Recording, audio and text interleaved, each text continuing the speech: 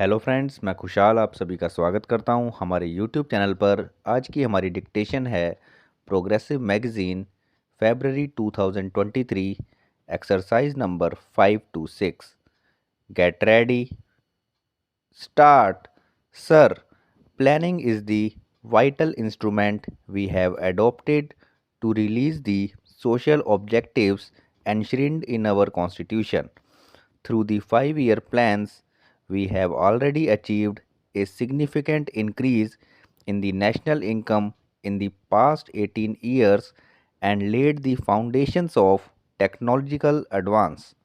The plan is fast modernizing our agriculture and strengthening and diversifying our industry.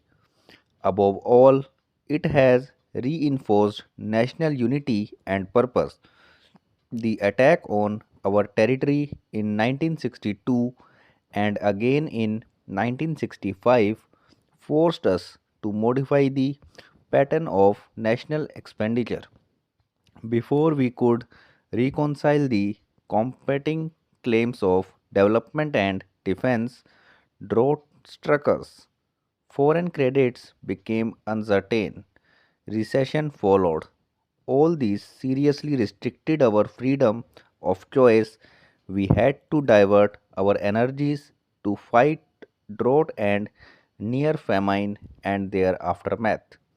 For some time, long term planning had to be virtually suspended, but we succeeded in turning adversity to good use. We concentrated on import substitution, which further enlarged our industrial base. This, along with the need for more foreign exchange, put us on the path of a more fruitful export drive. We maintained our investment in development work, especially in intensive agricultural programs. A new period has now opened.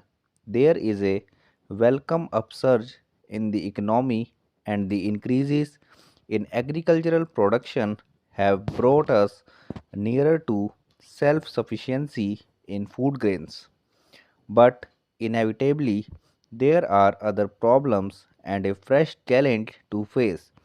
Rural disparities have increased, partly owing to the very efforts we have made to move rapidly towards self sufficiency in food, and partly owing to a certain slowness in the matter of implementing the land reforms. Although the industrial recession has been curbed, new industries are not coming up fast enough, and unemployment, especially of technically trained persons, continues to be acute. We have a larger and understandably enough and more distinct population. Planning is the method to which we are committed for meeting such challenges. We have carried out 3 5-year plans. Each 5-year plan has addressed itself specially to problems which have emerged either because of new political and economic developments in the country and in the world, or as a consequence of progress we have already achieved. The priorities and the emphasis have necessarily changed and have had to be adjusted from plan to plan, but we have already kept in view our long term objectives and their achievement. The seventh plan represents a conscious, internally consistent, and carefully thought out program for the most efficient exploitation of our resources possible in existing conditions. The basic aim is to raise the standard of living of the people, especially of the less privileged sections of society. Our planning should result not only in an integrated process of increased production but rational distribution of the added wealth.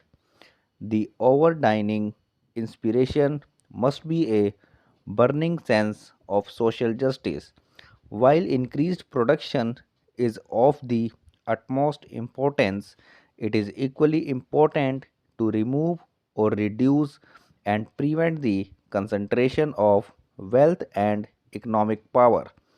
The benefits of development should accrue in increasing measure to the common man and the weaker sections of society so that the forces of production can be fully unleashed.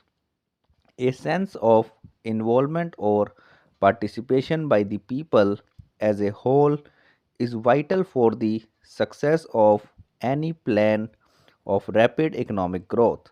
This can only be evoked by securing social justice by reducing disparities of income and wealth and by redressing regional imbalances. Our orientation of our socio-economic institutions in this spirit is accordingly the first necessity. 1 year of this plan has already gone by.